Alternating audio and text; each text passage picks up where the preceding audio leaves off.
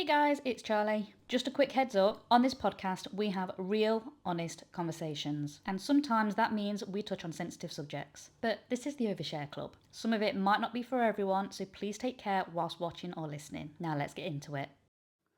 Hello and welcome to the Overshare Club. Today I am joined by hair extensions educator, Kayleigh. Hello. Hello, thanks for joining me today. Thanks so much for allowing me to come. No, you're very welcome. Let's go back to the beginning. Did you always know you wanted to do hair? I feel like when we leave school, we don't have a clue what we want to do, No. really. And you're made to decide, like, what do you want to be? And you're like, I don't have a bloody clue. No. I feel like I was always good at hair. If someone was going to prom or if my friends wanted the hair doing or whatever, it would always be me. You were the go-to person. Yeah, I knew I would be good at hairdressing. And I knew that I wanted to do it at some point, but I wanted to do it alongside something else. Okay. So just obviously when I first left school, I did like performing arts. Yes. I was really good at drama. I'm a performing arts background myself. Yeah. I lasted like 3 months. I think it was like the Shakespeare and stuff for me. I just wanted to act, learning all the Shakespeare and all that. It just wasn't for me. Yeah. Then I went in and out of like loads of different jobs. Waitress, receptionist, telesales, telemarketing. I obviously was reliable in all of those jobs, but I just didn't find the thing that was for me. There wasn't the spark. Yeah. So then I trained to be a teaching assistant. Okay. I did that. Then I was having a baby. I was having my first son. Yeah. So then the plan was probably to be a teaching assistant and then learn hair and do that alongside hair. Yeah. But when I started doing hair, I wanted the spark was there. I wanted to stay in it. Yeah. So that's how it kind of come about. So did you go into hairdressing then or straight into hair extensions? So I went into hairdressing. I knew I wanted to go into hair extensions. I'd worn them since I was young.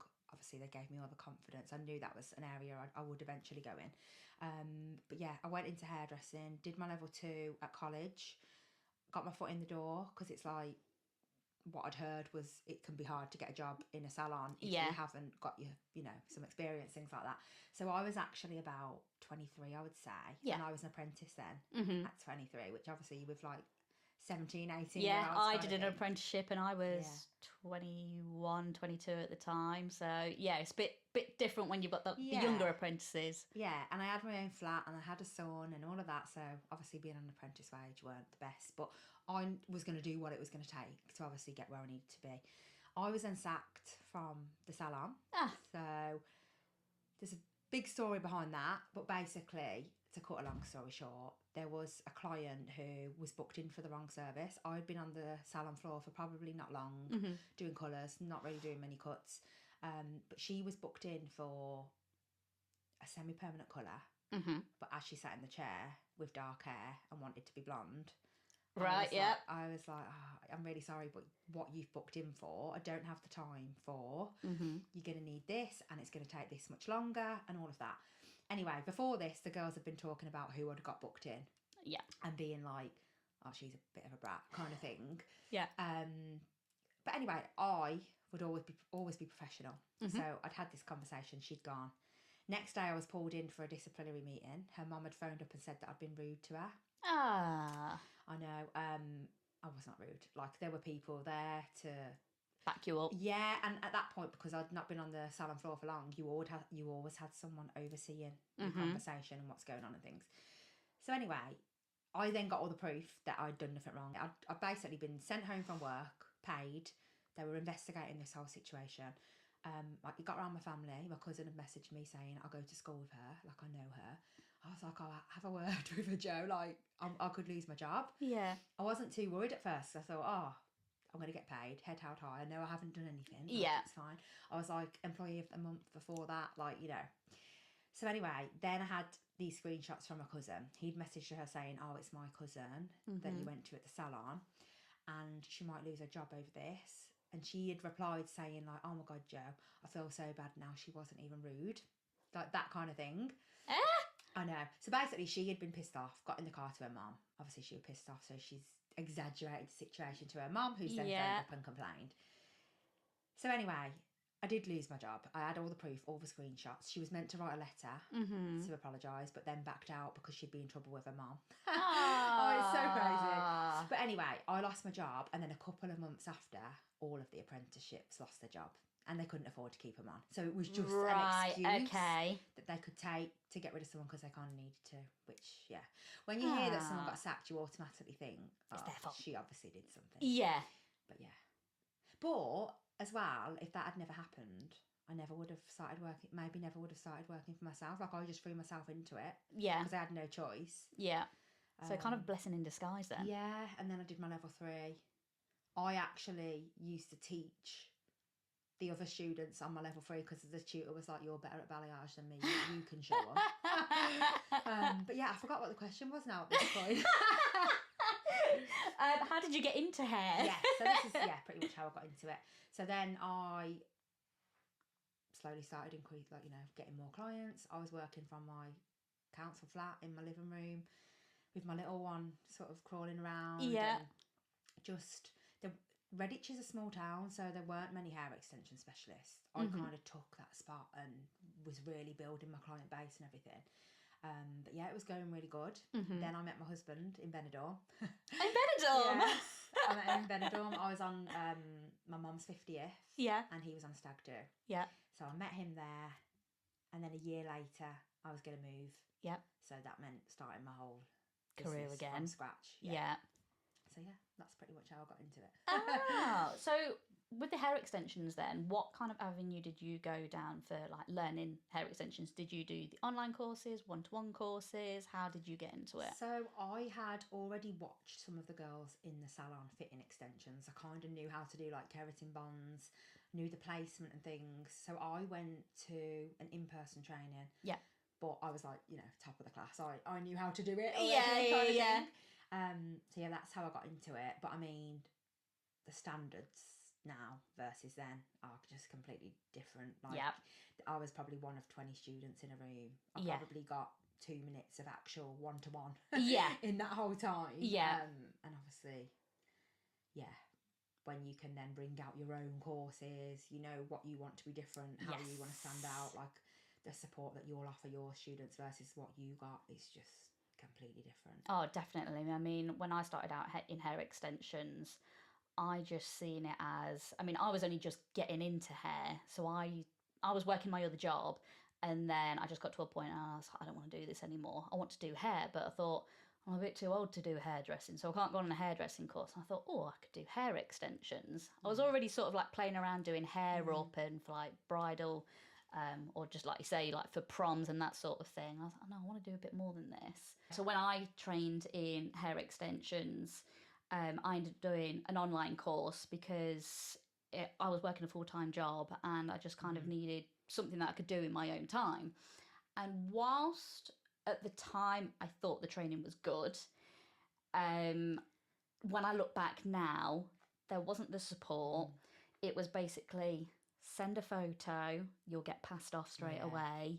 And I mean, we had to do it on a mannequin head first, which when I look back at my mannequin head photos, like the tapes and the nanos, they were fine, but like the weaving, like the stitching wasn't quite in the right place and that sort of thing, but yet they would just go, it's a pass.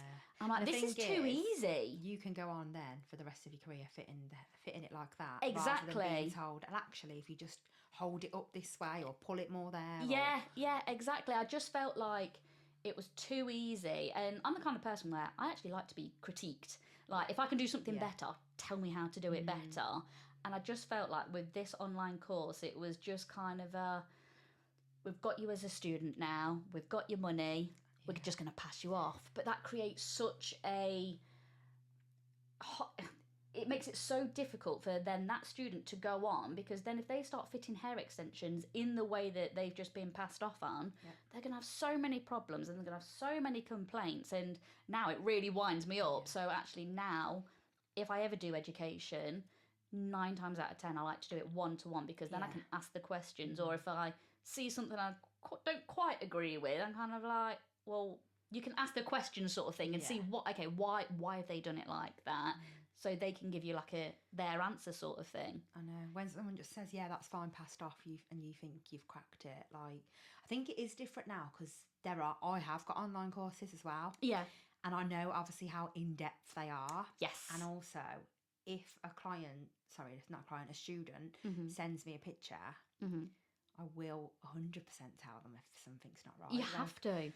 There's just a way of doing it. It's like, oh, this bit's amazing. Like, you've absolutely smashed that. Like, what I would do next time is just try and tweak this or tweak that. Send me another photo. Like, I just think so many academies, it's just another number. Yeah. Get that certificate out there, done. I do say to all my students, like, keep in touch. Yes. I really do want to see, like, your first, before and afters. Like, I really do want to support you. I really do want to help you. Like, anything you need help with, like, get in touch. Like, yeah. And it is having that, like, support system. Yeah. It's not just doing the course. It is that support system afterwards. And like you say, with the online courses, if you've got all the information and it's not literally just, we'll just tick this off, tick this off, people need that because there can be a lot of damage that comes with hair extensions if they're not fitted correctly or maintained properly. Yeah. And it's like you just saying that at the time you thought it was enough. Yeah. You've obviously gone on and learned so much more that could have been included in that course when you actually learn. You do spend years figuring things out for yourself. Yeah. But then as well, people go to like TikTok or YouTube and they can pick up bad habits from other people. Yeah, you really need to find someone that's going to be like, right, don't go to YouTube, don't go to TikTok, because people will send me stuff. They'll send me like, oh, what do you think of this? Or what do you think of this method? And I'm just like, no, just stay in your lane. Yes. You've learnt from me. Like, please don't go and pick up things up from places where you shouldn't. Yeah. No, exactly. I completely agree. So would you say there's been any struggles throughout your hair journey? How long have you got? Well, we got all day. Yeah, loads. Absolutely loads. So obviously the first struggle was me moving to a new city. Yeah. I didn't know anyone, didn't have any clients, no friends, no family. So to build a business in a brand new city where no one knows you, where there's loads of other hair extension specialists who have got a good reputation. Like, obviously I had a good reputation, but it was in a different city. Yeah. So that was a struggle. Mm-hmm. How did you go about that then? Obviously I had my before and afters and things that I could share. Yeah. So that was fine. And to be honest, back then, that's what it was all about. Oh, that's all you needed on Instagram. Yeah, pretty much, yeah.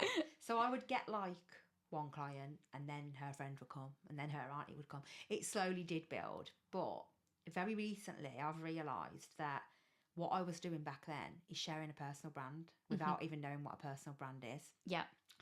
And that's something I'm going into now, like teaching and things. But yeah, I've realised that I've been sharing myself, not being afraid to show up. Yeah. I had to let people know who I was. Yeah. Because I feel like say if you were looking for some hair extensions now, you're scrolling all these different pages, you'll see a very similar beige logo on so many different pages. Yeah. You'll see before and afters. They could all look incredible. So it's like, you've got to give people a reason to choose you. Like, and if they can remember you by an opinion that you had, a story that you shared, just you as a person, you just showing up and not being afraid to go on your stories and just speak. Like, and I feel like I did kind of share my journey, my opinions, and who I was over the years without realising it. Yeah, like I'll have people now come to my salon and book, and they'll tell me that they've been following me for like 10 years. Yeah. They didn't even want extensions 10 years ago when they started following me. They followed me for a reason. Like I said, maybe an opinion or a story. Yeah, or they followed you for you. Being intrigued about me. And then when they've needed extensions, the obvious choice was, oh, I'm going to her. Do you know what I mean? Yes. So, yeah, I think that's amazing because it's so surprising when someone tells you that, like, oh, no, I've been following you for 10 years. And they know everything about you. Yeah. They're sat in your chair as a complete stranger. They practically know you. Yeah, but I've just realised how important that is, and I feel like that helped me a lot. Yeah, so I'd say with the before and after pictures as well, like obviously that was the big thing. Yeah. Like maybe not 10, even 5 years ago, it was still the before and after pictures. Yeah. But it's so easy for someone else to take your picture and put it as their work. I've had factories in China. Like, oh yeah, I can imagine. Do you know? Wow. I get about 10, 20, 30 factories contact me a day. Oh, it's relentless.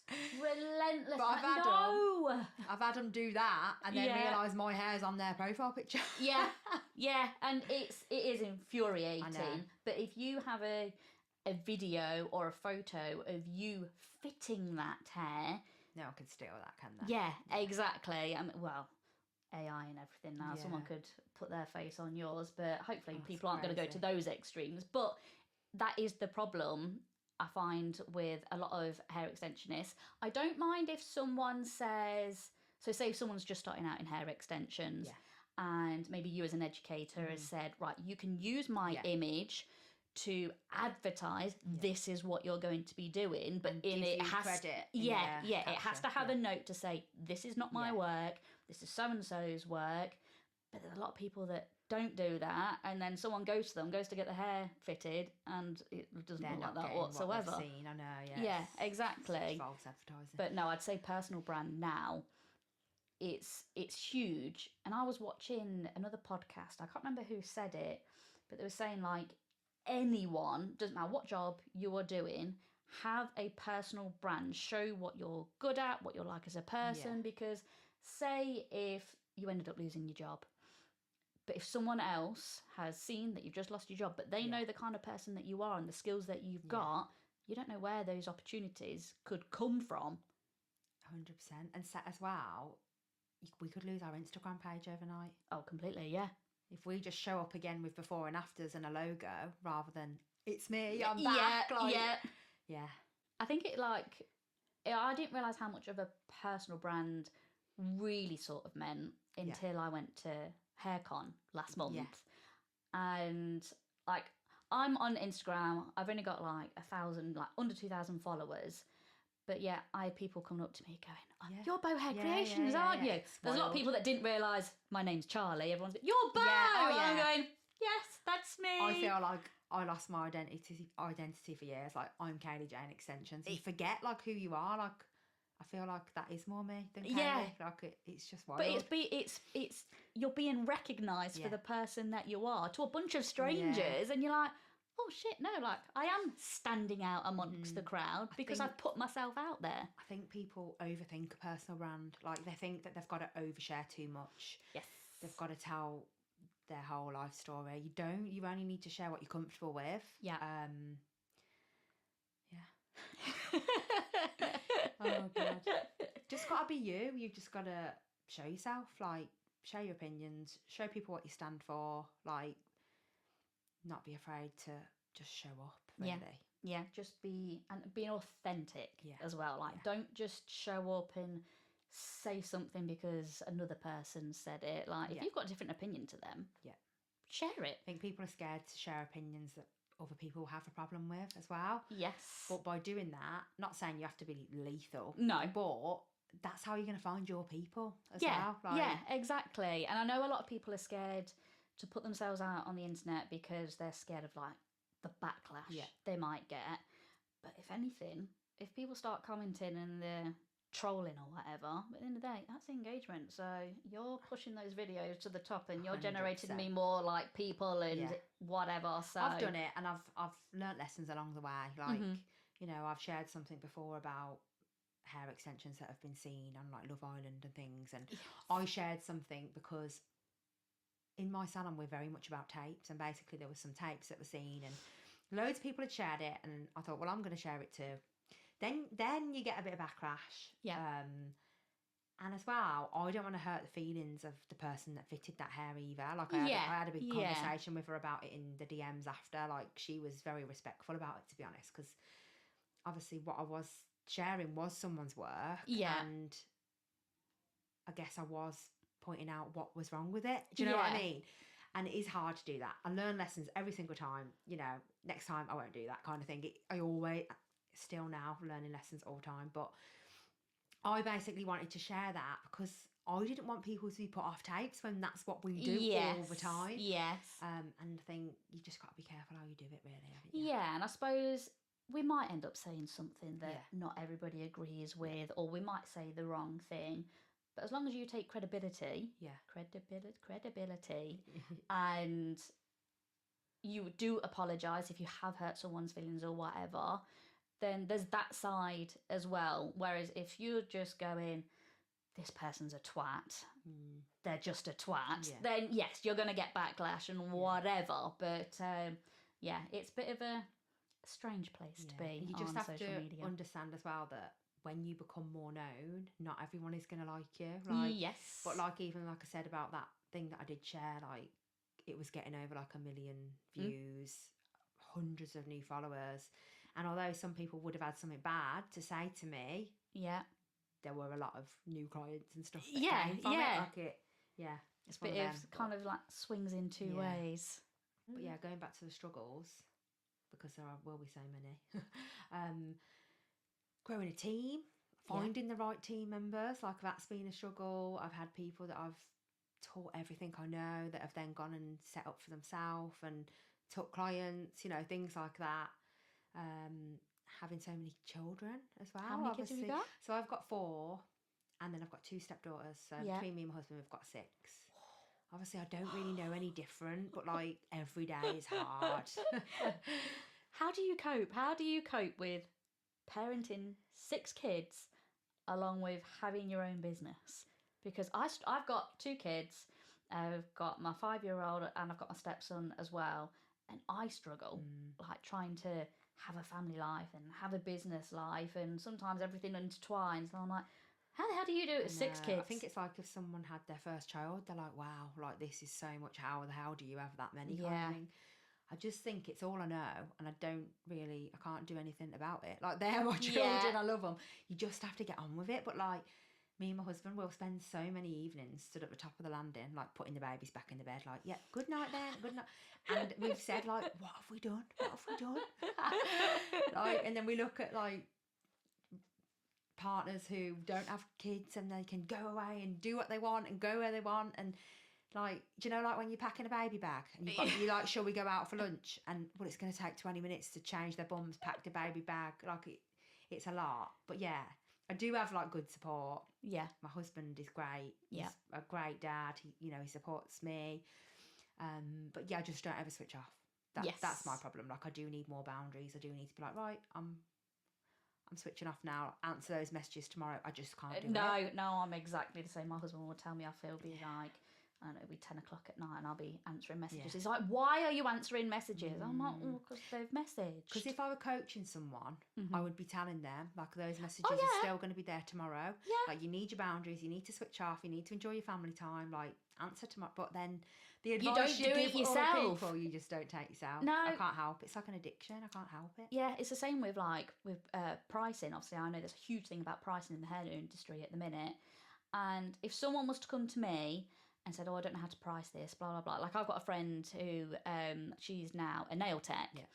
And I said to her, I was like, make sure you're starting out and you're including everything, like your products, how much it is to run everything, what you're paying yourself hourly, blah, blah, blah, blah. I was like, make sure you price yourself well. And she'd be like, yeah, but Charlie, you've not done that, have you? I'm like, no, I'd be like that to my students. I'd be like, you need a price increase. But then when you've got to do one, you're like, oh. I don't want to do it. I think we're so scared of not hurting people, but like, obviously we have clients and we value our clients.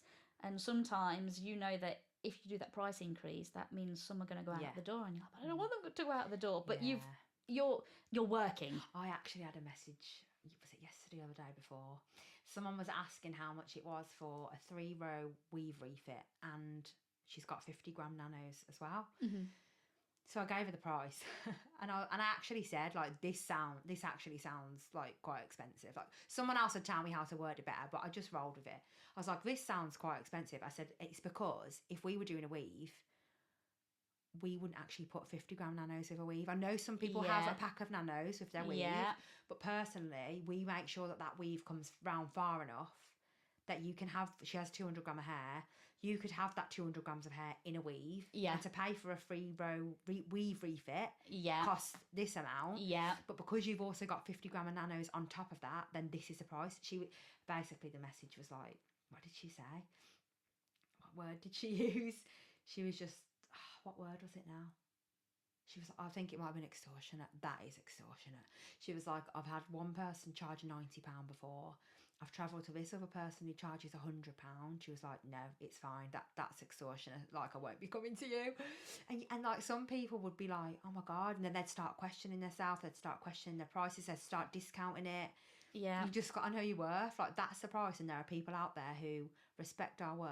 Yep. As well, you want to say, like, do you know how long I've been doing it for? Do you know how many awards I've got?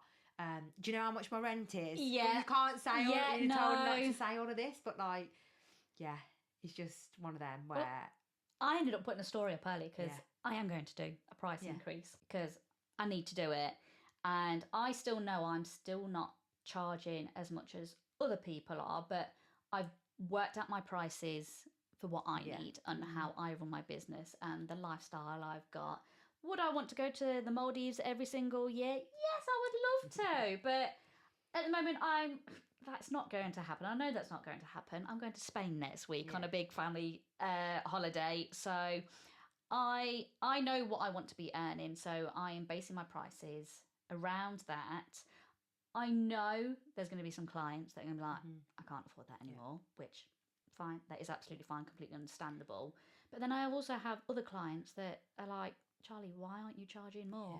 I'm like, well, I want to. And they're like, you need to be charging more. So that's coming from clients as well. And I think people don't realise that even if they had a £5 price increase, say, that one or two clients that can no longer come to you, you're now working less, but these other clients who are paying the extra £5 are covering it anyway. Yeah, and then you've got that space as well to include another client. Or more freedom to go and do something fun for the day. Yeah, like create a podcast. Yeah, we were just talking about before, weren't we, how you have work so many days, you want freedom, but then you end up doing something else. Start a podcast instead, working more. It's like the whole thing of work for yourself so you can have the freedom. But you don't create any more freedom. You just create more jobs for yourself. 24/7 job instead. But going back to the Maldives, I've been 3 times. Oh, yeah. And it doesn't have to be as expensive as people think either. I mean, now, with all our kids, we can't really afford to go to the Maldives every year. Yeah. But, yeah. You might have to send me some booking booking links. As well, I think some people will spend like 2-3 grand per person to go to like Tenerife or somewhere because they want like such an amazing hotel or whatever. And obviously Maldives is like pure bliss, like paradise. Yeah, I suppose it depends on people's. It depends on people's perspectives as well. Like I've always sort of said that, like, I'm not into handbags. Yeah. I'm quite happy to go to Primark and go and get a cheap little handbag. Whereas other people, they want the Chanel handbag. I'm not bothered about a Chanel handbag, but I wouldn't pay the price of a Chanel handbag. But that's because I'm not bothered about it. Like, that doesn't interest me whatsoever. But yeah, give me a hair course or a holiday where I know I want to go to. I'm going to spend the money because that's, for me, that's like...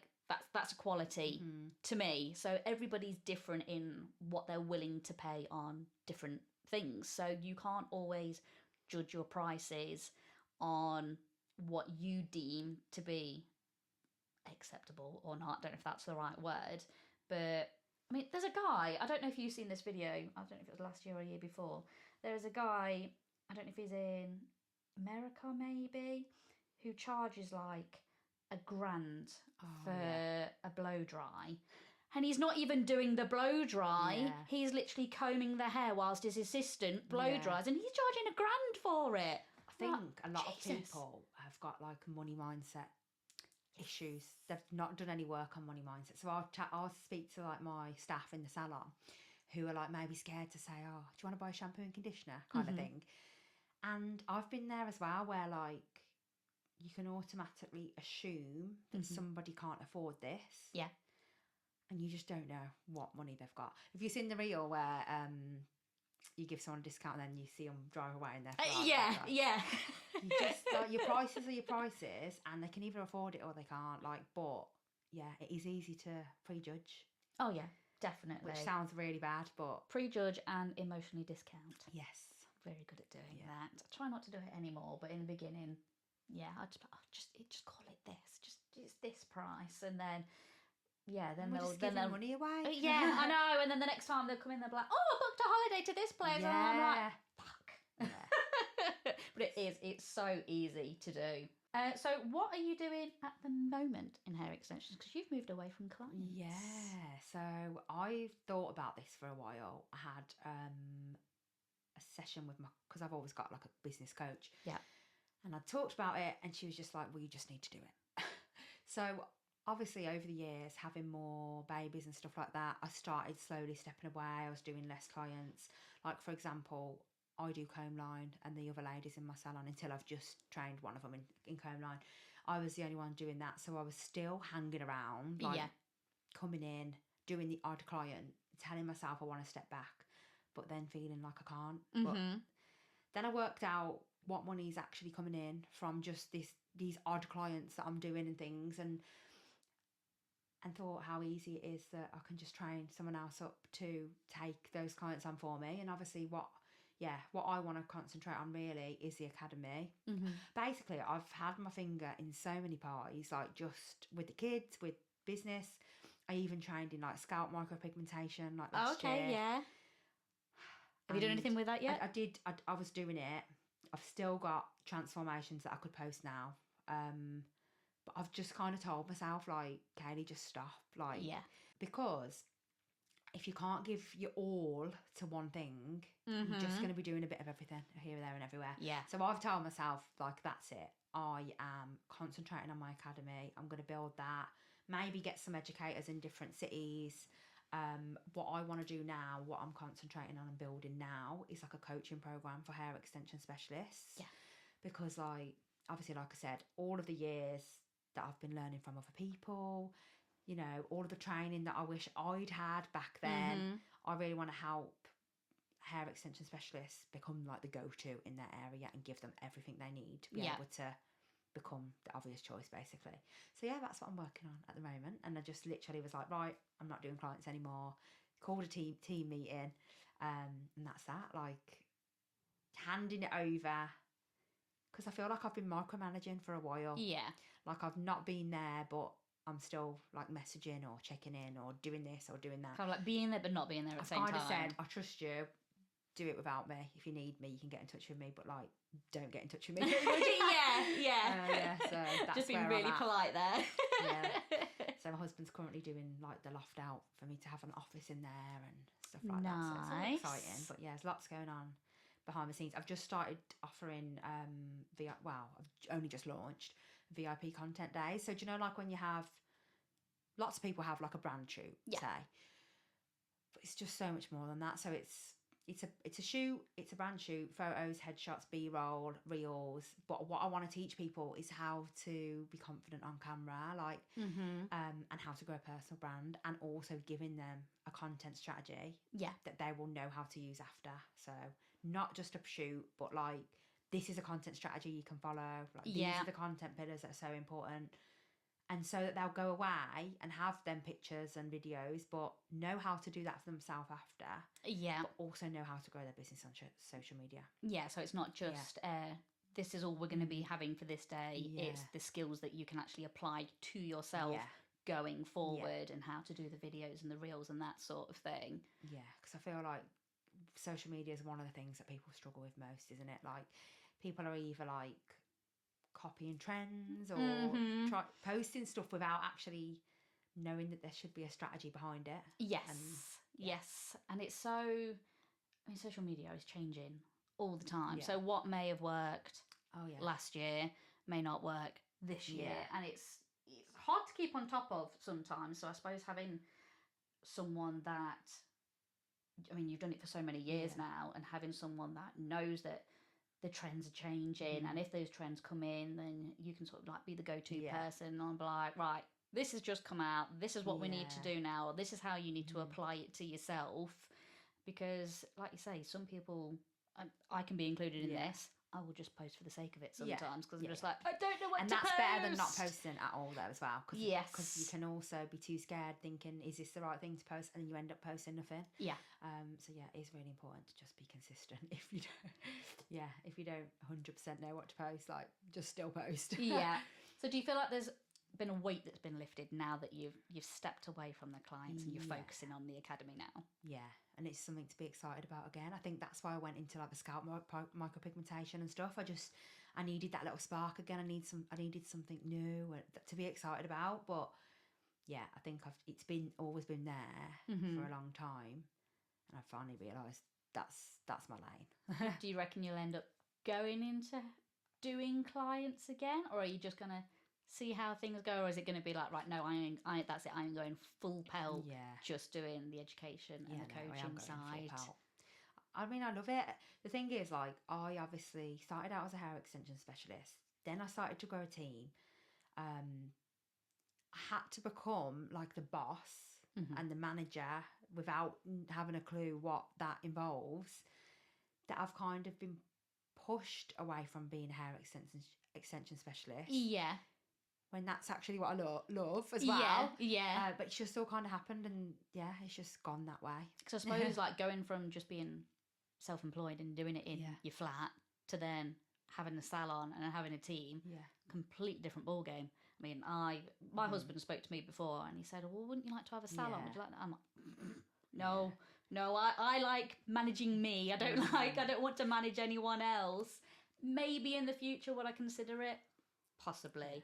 Right now, no, I quite like. So I know from the outside it looks really successful, but it's hard. Yeah, and my other guest, we were speaking about this, saying that to a lot of people, having the salon is the success. Yeah. But whilst it is the success for some people, for other people, it's not. And actually, it becomes a lot harder because, like you said, you're not just managing yourself now. You are managing a group of people.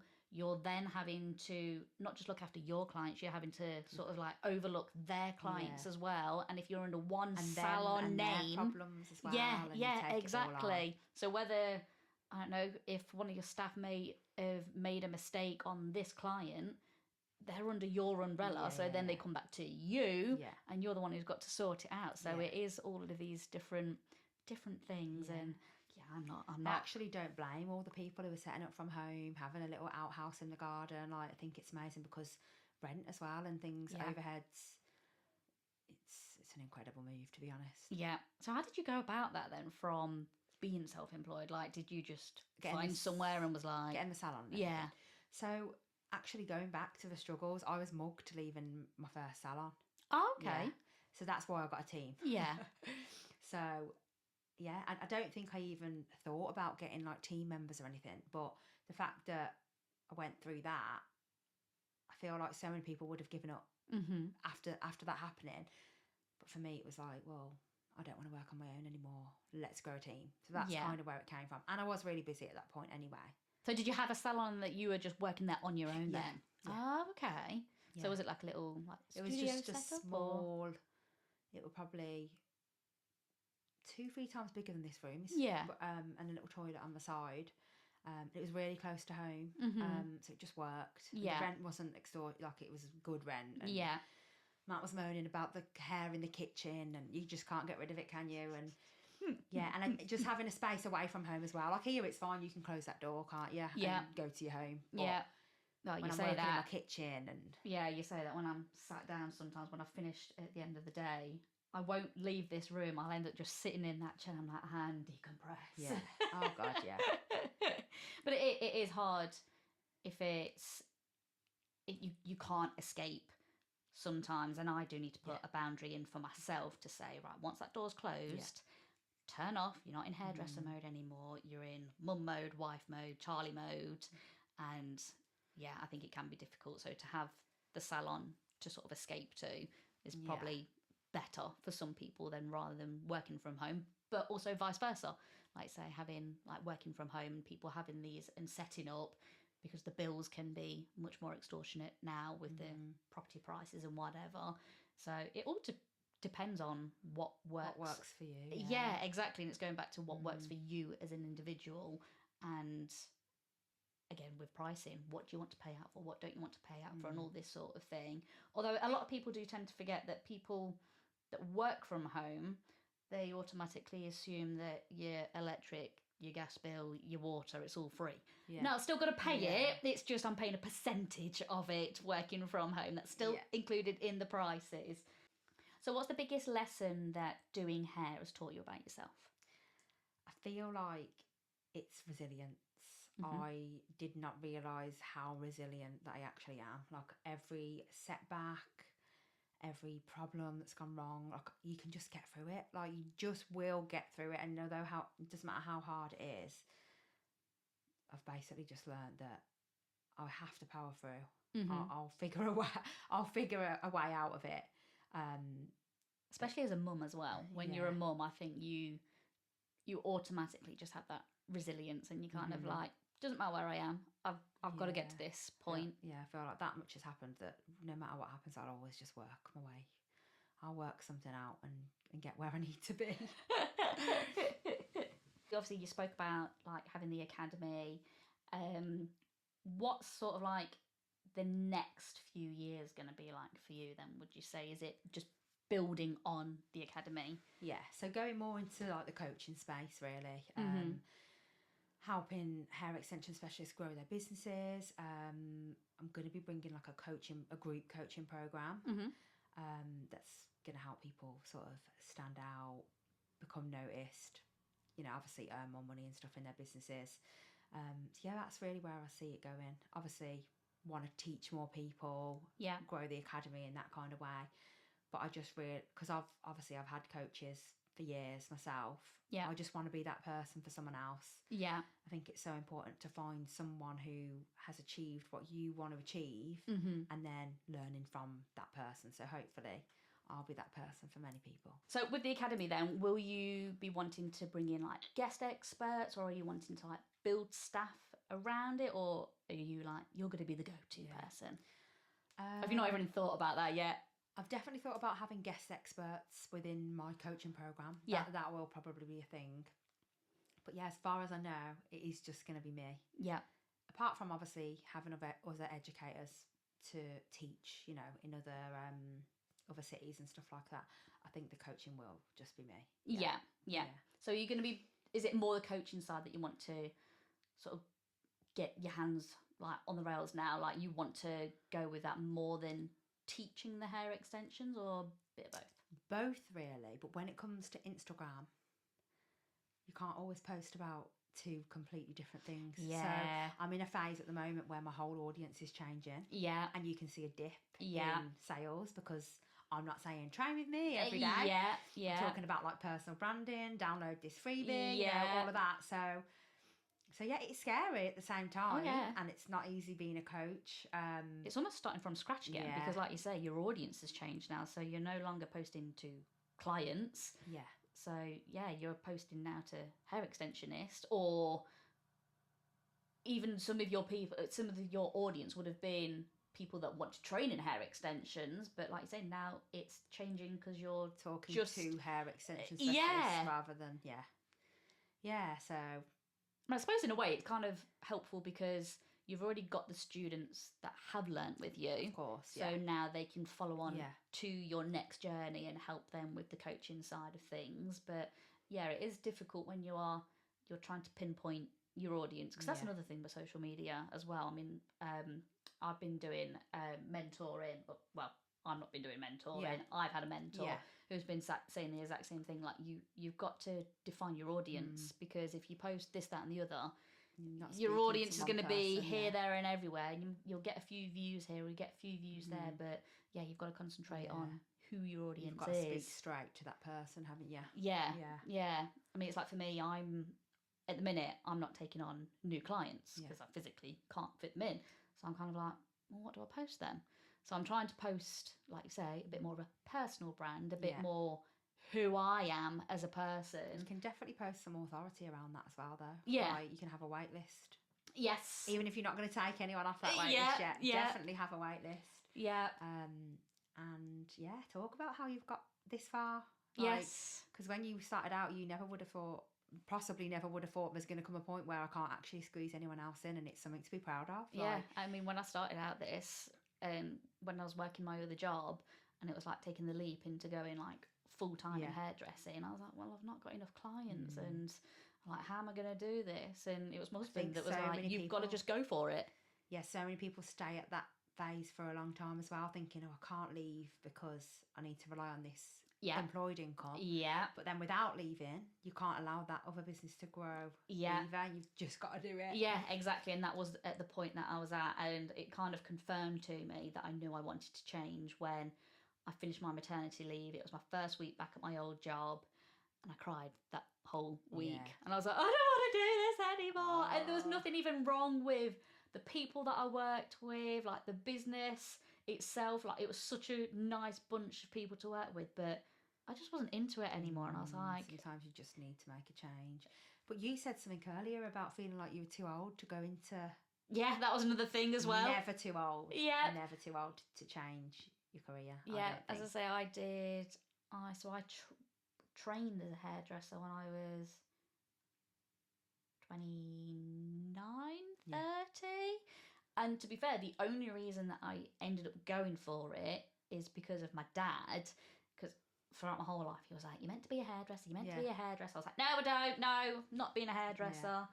And then when I got to the point, I was like, actually, no, I want to be a hairdresser. He was like, told you. And it's admitting dad's right. Yeah, I know. And I was like, well, I can't get into it now. Like, I'm too old. I can't go and be in a hair apprentice. Like, I'm 29 years old. Yeah. I cannot go to an apprenticeship wage.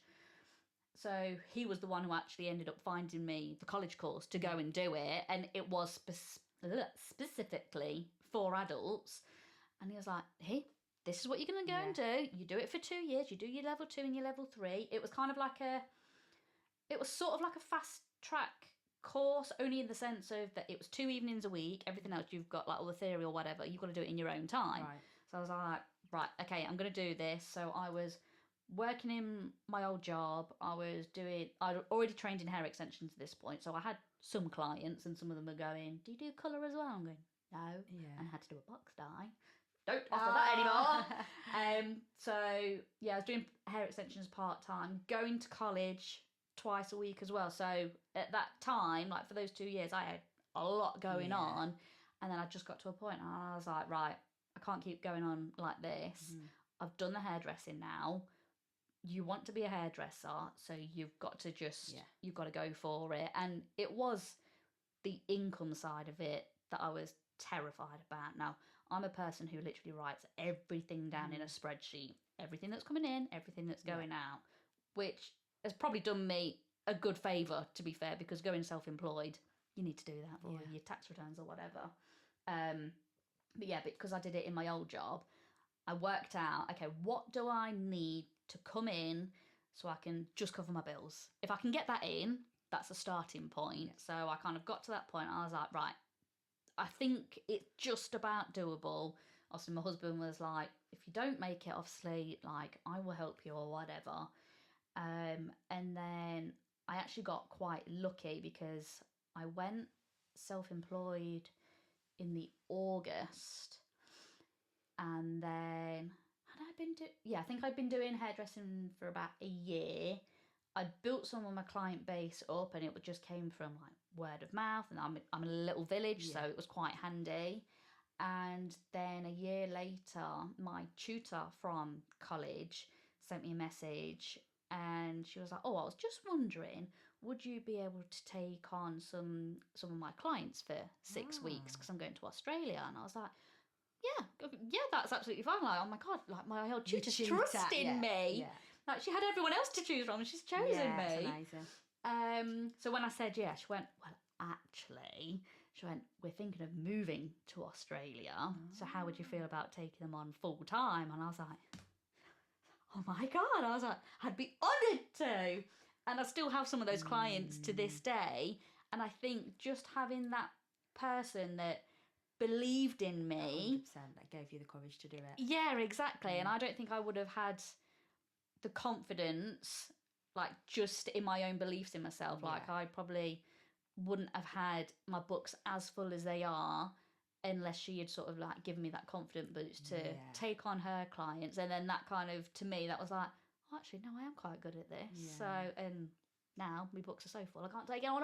Yeah, no, that's amazing. Sometimes you do need someone else to just show you how good you are, like, or compliment you, make you feel good about yourself. Yeah. For you to be like, no, actually, I'm going to own it. Yeah, and it's having that belief in, like, someone believing in you. And I suppose for you, going into the coaching, it'll be good for your students because you're going to have the belief in them. Like, you wouldn't be doing it if you didn't believe that it could work. So, no, it's just nice to have someone fighting in your corner. Who don't have a coach or would never even consider, but it's having someone to hold you accountable, isn't it? And someone in your corner who's maybe been there and done what you're trying to do. And I've invested over 20 grand in coaches. It's just wild. But you can't get to your next level of success without the help sometimes. Yeah, because I got to a point and I was literally kind of like, I don't really know what to do now. And I've seen that so many people were getting coaches and I was like, I don't need to coach. Yeah. I don't need a coach. Because, a lot of people have said to me, you've got a coach. And I'm like, yeah.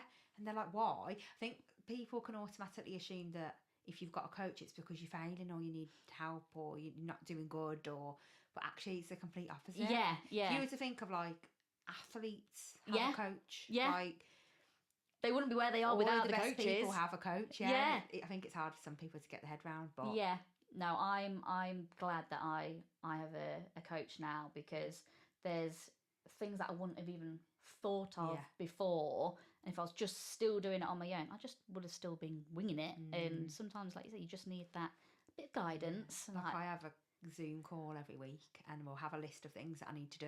Yeah. And then even if I've got the Zoom call in like half an hour, I'll be going on that list thinking, right, what haven't I done? And then last minute I'll be doing them things. But it's like, without having that person to hold you accountable, that'd just be waiting for a lot longer and you wouldn't get round to it. Yeah, exactly. Maybe I need to get a coach for all my different like art projects because I've got so many. What have you got? I'm just very impulsive and I'll see something on Instagram or TikTok or whatever and I'll be like, oh, I'm going to have a go at that. Yeah. So I now have a kitchen cupboard that is just full of different kinds of paints because I've just given them... Have you said before that you love pottery painting as well? Yes, that's how I got into it. We literally went on a holiday to Woolacombe a couple of years ago now and there was like a little cafe, you could go do pottery painting. I became obsessed with it. I used to go like every week. Well, this is kind of where like I was heading to. And I was like, this is like really good. The boys, they weren't interested. Yeah. They just went off and played. I was like, you go off and play. Like, this is so relaxing to me. I think it's a little switch off, isn't it? Yeah. Sitting there and just painting. And you're not thinking about anything. Whatever shit you've got going on. Or... Exactly. It's just like a calm space. Sat there, painting a pot, got me a cup of tea. I'm like, I could get used to this. So, when I got back from that holiday, I was like, right, I'm going to buy some clay. I'm going to buy some paints.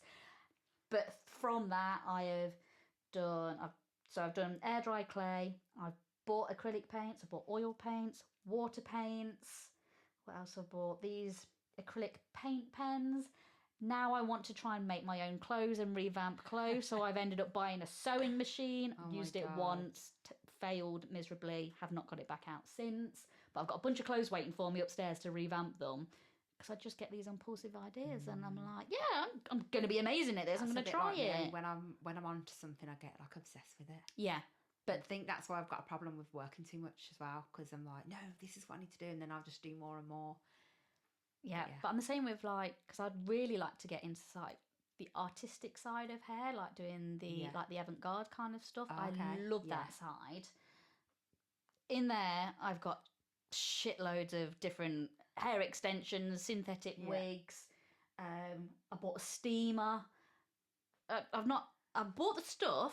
I've just not actually trialed it out yet to like make all these things because I haven't got enough time in the day to actually try these things. But I tell myself like, this Monday that I have off, not that I have a Monday off now, I'm going to try this, and it ends up going out the window. But I'll still keep collecting this stuff because I've seen it on a video. So I go straight on Amazon and I'm like... Are you terrible for spending like that? Because I am terrible. Yeah. I have a big spending problem. TikTok shop. Yeah. That gets me. When and Amazon, I'll be scrolling through Amazon and be like, what else can I get? What else do I need? Yeah, and have you seen this new haul thing that Amazon do now? Which is basically kind of like TikTok and like Shein or whatever. No. And it's like a clothing thing. Anything. Oh, okay. It's basically a load of crap for under 20 quid. Oh, gosh. And I will see something and I'll go, I need that. Some of the things that I have bought online, I mean, the amount of, tripods that I have. Oh, yeah. Because Little ring lights and tripods. yeah, and... because I think, oh well, this one will be good for this. This one will be good for this. I used 2. Yeah. I used 2, and I've probably got about 10. And then I ended up. What else did I get? I've got a little face fan over here. That does come in handy actually. My kids sometimes have had that out for the past few weeks in this heat. Yeah, well, going to be needing it out this week. But there's just so much shit that I end up buying, and I really do not need it. But will I buy it? I could be one of them people who buy something when I need it. My husband's like that. I'm just the complete opposite. Yeah. As soon as I've got a little bit of money that I'm kind of like that money's for me. That's to spend on me, and I just end up buying shit. Like I really don't need any of it, but will I buy it anyway? Yes. Will I spend the £12 more to get free delivery when delivery's only £3? Yeah. Yes, I'm going to spend that £12 because why not? I'm going to get another item out of it. Yeah, 100%. That's me. So what do you say is your proudest achievement? Obviously my children. I think everyone's going to say like their kids are the best thing to ever happen to them. Yeah. But if we're talking sort of work-wise, I did teach in Saudi Arabia. Oh, how did that come about? I got this email that was saying like, we've been following you for this long. We want someone to come over to Saudi Arabia to teach us in... I did hair loss and stuff then as well, so it was in hair loss and hair extensions. And I guess I kind of thought it was a bit of a scam. Yes, but I was replying. I never know which emails are a scam or not. I was replying. I was going backwards and forwards. Obviously, telling my husband, he was just a bit like, what?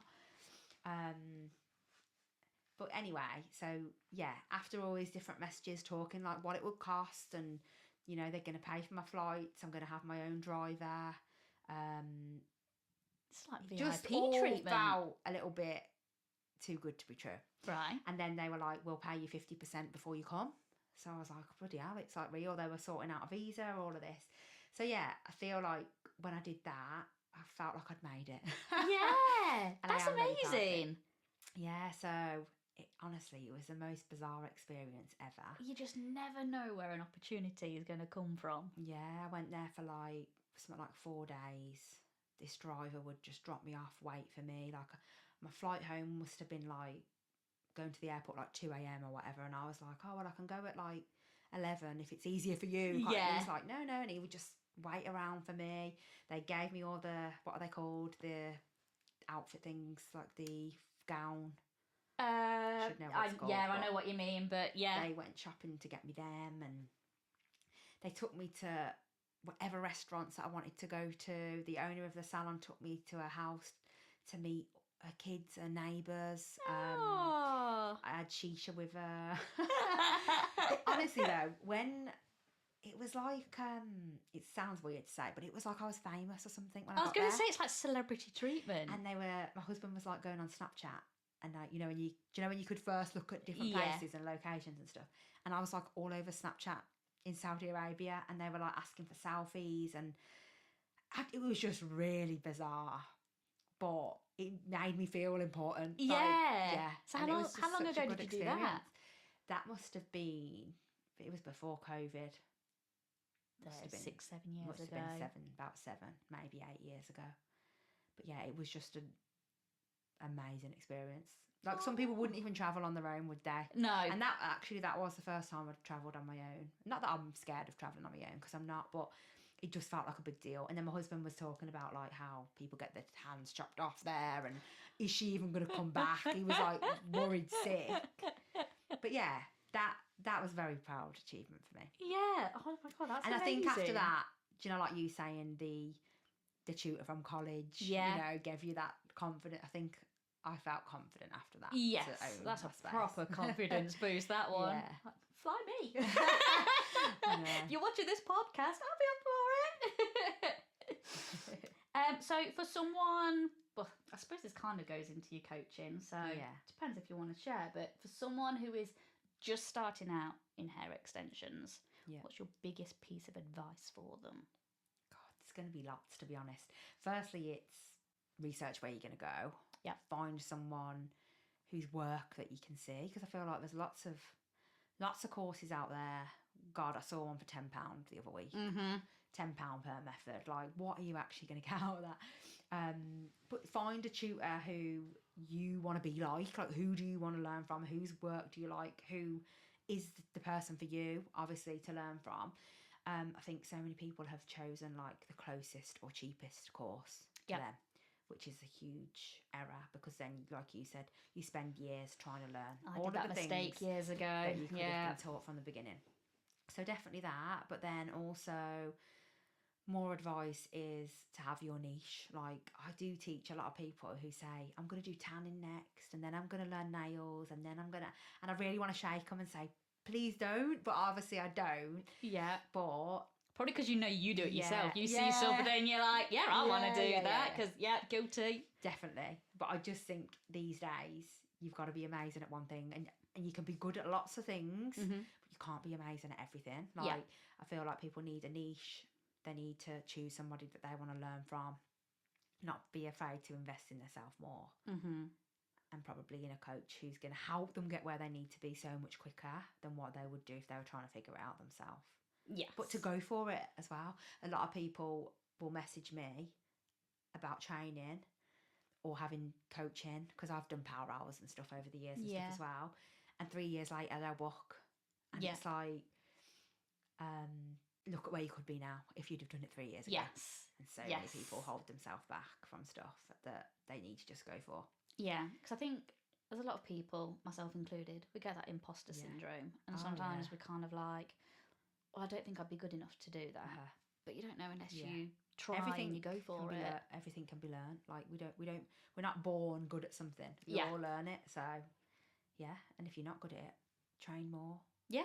Everyone can improve their skills. That might not be your niche. Maybe you just need to divert slightly. Yes, slightly to something else, 100%.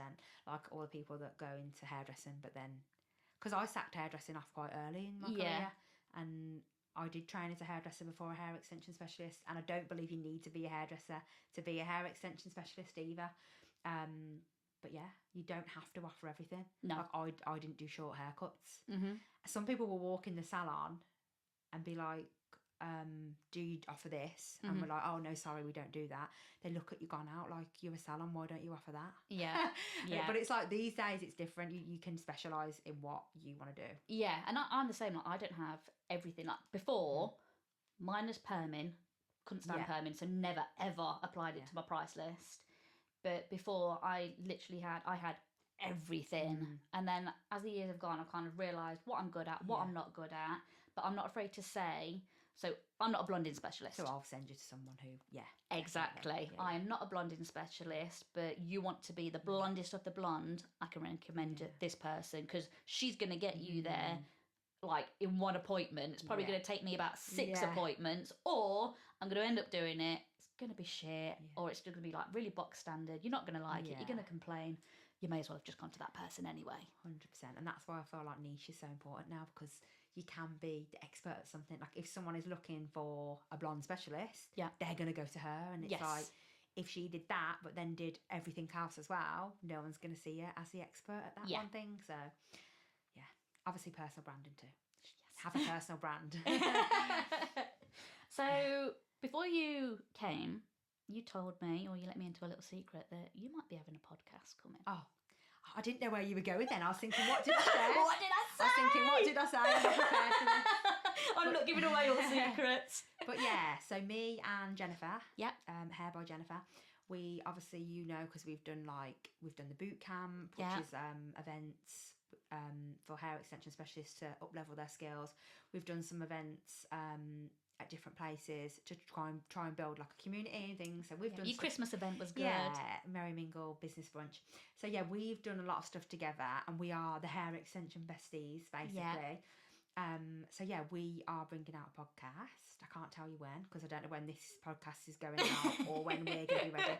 We've filmed a few so far, but we are building some up so that if life gets in the way, we're not having people wait. Yes. But we're really excited to bring this podcast. A bit like this, really, except ours will probably more in the niche of hair extensions rather than hairdressing as well. But just building a community, bringing people on to have these kind of chats, sharing our lessons that we've learned, our struggles, and even teaching, bits and bobs along the way. But yeah, we're really excited about it. If anyone does want to follow it, no one even knows about this yet. Insight. But there's an Instagram page that no one's seen yet, and it's the Extension Besties. Right. Yeah, really excited for that, and you can come on. Yay! Yes, I'll be following that. As soon as this is finished, I'll be getting on Instagram and following. So, very last question then, and again, you pre-warned me about this when I sent you the brief over, saying I've got an embarrassing story for you. I was like, don't tell me. I don't want to know until we do the overshare. So, is there anything, hair-related or not, that you'd like to overshare with us? Okay, so I am going to share two things. Okay. One is obviously the embarrassing story, and obviously I don't want to overshare, but I feel like I have You're not forced. No, Don't grab you by the neck. This is the overshare podcast, so I am going to start with. Firstly, I'm going to overshare something else. Then I'm going to tell you the funny thing. Okay. I'm going to overshare this because I'm being me. I'm being real. Yeah. Basically, I'm not feeling my best today, and if you'd have messaged me this morning or last night to rearrange, I would have bit your hand off, because I am absolutely riddled with anxiety at the moment. Oh. And I just don't feel good. Yeah. But I feel like that's such a lesson to share, because basically I have spent my whole career pushing myself out of my comfort zone. Yeah. And there are so many people holding themselves back by not doing the thing. And basically, if I'd have gone off how I feel throughout my career that day, not doing the thing, I wouldn't have all the things that I'm proud of building now. Yeah. So yeah, I felt like I should be real about how I'm feeling. Oh. Because I'm just... And I could be absolutely fine tomorrow. Yes.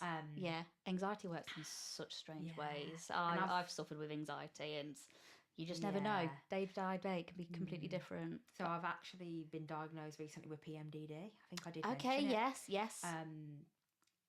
So that's for anyone who obviously suffers with that week before they come in their period. And it can be PMS or it can be fobbed off as PMS. A lot of the doctors don't know about PMDD. Because what does PMDD stand for? It's premenstrual dysphoric disorder. Okay. And it's basically just where all of those feelings you get when you're due on, where you, I don't know, you can go from 0 to 100, like get angry or rage or upset and low and eat everything and just imposter syndrome, feeling shit about yourself, just all of those kind of things. It's like that, but times 10. Yeah. Because obviously all the women feel like this. Yes. We all have that week before our period where we just feel like shit, but it's like so much more than that. And I feel like for years, since I was really young, it's probably been fobbed off as like a bit of anxiety, depression. And I realised myself about 3 months ago, that's what I've got. Yeah. And the doctors don't know anything about it. No, that's not had with to find anything a with specialist women's who knew health. about it, which I don't get, because why? There's not that much that they need to know. Like they could literally send an email out to all the doctors and be like, "This is the difference between PMS and PMDD. There are people suffering with this. These are the things to watch out for." Like, I just don't get it. Yeah. But yeah, and I think it can take people like 12 years to have like a diagnosis and stuff. But I booked a private doctor. She told me in the emails before I even went that, yeah, you clearly have it, kind of thing. But yeah, obviously it gets in the way of life. Now I know how to deal with it a bit better, because I know it's coming. I know how to sort of plan my diary around it and things. Yeah, because it's one of those things that it's only recently, maybe in the last year, that we've heard more about it. Like, I'd never heard of it before. I think the first time I heard of it was Vicky Patterson. Yeah, going on about it. And also there was a girl from Married at First Sight. I forgot her name now. I do know, but it's just gone blank. And I remember watching Married at First Sight and thinking, that sounds a bit like what I've got, but then not looking into it. Yeah. And then as soon as I did, I was like, yeah, that's definitely what I've got. Yeah, but it's also, I think the frustration with a lot of women's health as well is we have to fight for a diagnosis of something, and it really pisses me off when they're like, it's just periods, or it's just period pain, or it's whatever, and you're like, no matter what it is, you go to the doctors and you just feel fobbed off every time. Really. Exactly, and it's infuriating, because it shouldn't be like that. I mean, we're quite lucky now, as in Leicestershire, we've just had a clinic open that is specifically for women's health, and I'm like, finally, we're going in the right direction. There's not going to be hopefully as many women that are going to be going through all these different things and just being fobbed off by doctors. But yeah, I think it is just infuriating. That's the only word I can describe it as, when you do have things like PMDD, endometriosis, polycystic ovaries, all these different things, and doctors are just like, it's just your hormone, so it's just fuck off. No, it's not. I know. But yeah, this wasn't meant to even really be about PMDD or anything. It just in general, we all have shit days. Yeah. And you could easily be like, oh, sack it off. Or I could have said to you, can we do it another day? You might have said, oh, actually, no, I can't fit another day in. Or But yeah, the point in sharing this is just that people hold themselves back from so many things, and it's like, I just want to share that people just need to do it. Like, I'll feel so much better after having this conversation on my way home. I could have easily just curled up in a ball in bed this morning, kind of thing. But I feel like I've learned that this is how it is. Like, you just need to put yourself out there and just do it. Like, and I just hope that someone can take something from that. Yeah. Because we all have shit days, and so many people just hold themselves back from certain things because they're scared, or fear gets in the way, or, you know, like so there could be someone who wants to come on your podcast who thinks, oh no, I can't ask that. Ask. All you can do is say no if you don't want. Do you know what I mean? Yeah, exactly. But yeah. No, I'm glad. I'm glad that you. I mean, I just hope thought I'd be vulnerable. I hope if you did feel like that you would send a message to me as well. But I'm glad that you've. Yeah, because basically I didn't need to. I just needed to put my big curl pants on and come. Yeah. No, I'm glad you have though, and I'm glad that you've shared it as well, because, like you say, people who do have anxiety, it can be very difficult to sort of have the get up and go about them, but you've done it. You've done it this morning. You've had well, I'm hoping you've enjoyed the conversation. Yeah, great. So what about your embarrassing story then? I'm very intrigued. So, embarrassing story. So a couple of weeks ago, I went to the beach with my husband and the kids. I had some knickers on that were really uncomfortable, and I was just like, at one point I was just like, I've just got to get these knickers off. So I did a Mr. Bean on the beach. You know, Mr. Bean on the beach when he has to put his, what did he do? Put his trunks on over his trousers and take his trousers off. So I took my knickers off. This isn't even like the embarrassing bit. Took my knickers off, put them in the baby bag. Forgot about them. Yeah. Next day, when the baby bag came back from the childminders, the knickers were in the baby bag. Oh no! So yeah, I sent my knickers, my worn knickers, to the childminders, and I put them in just in the normal part of the bag. They were tucked away in a little side pocket, so I know that they'd been pulled out and all of that. But yeah, I mean, they follow me on Instagram and stuff, so as well, it's going to get even more embarrassing. But it just is what it is. That actually has just reminded me of my friend. She was smoking at the time, and she had 2 bags with her. She had a kid's bag, she had her handbag, and she was faffing about or whatever. So she just got a pack of fags and she just shoved them in the bag. Yeah. She'd done the same thing and sent them off to nursery the next day, and the pack of fags were in the bag. She got a phone call. These for the kids. Yeah, you got a phone call, and she was like, yeah, I think you need to come and collect something. She turned up and she was like, oh my God, I'm so sorry. Oh God. It's easily done though, yeah, isn't it? we've all done it. But like, you've spoke on this podcast loads about like going to the toilet. Yeah. When you need to go to the toilet. Like, my knickers being in the bag, why is it such a big deal? Like, yeah, exactly. Going to the toilet, why? Like, it could have been worse. It could have been shitty knickers. Yeah, I know. Lucky they were clean and they'd only been on a couple of hours, but that's funny. Well, no, I'm so grateful that you travelled all this way to come and talk to me, and the fact that you've not felt yourself today, but I'm hoping you are feeling a little bit more relieved and tomorrow's now. a new day, I'll be fine. But no, I've really enjoyed it, and thanks so much for having me. No, you're very welcome. It's been forward to lovely to having see you you as on. well.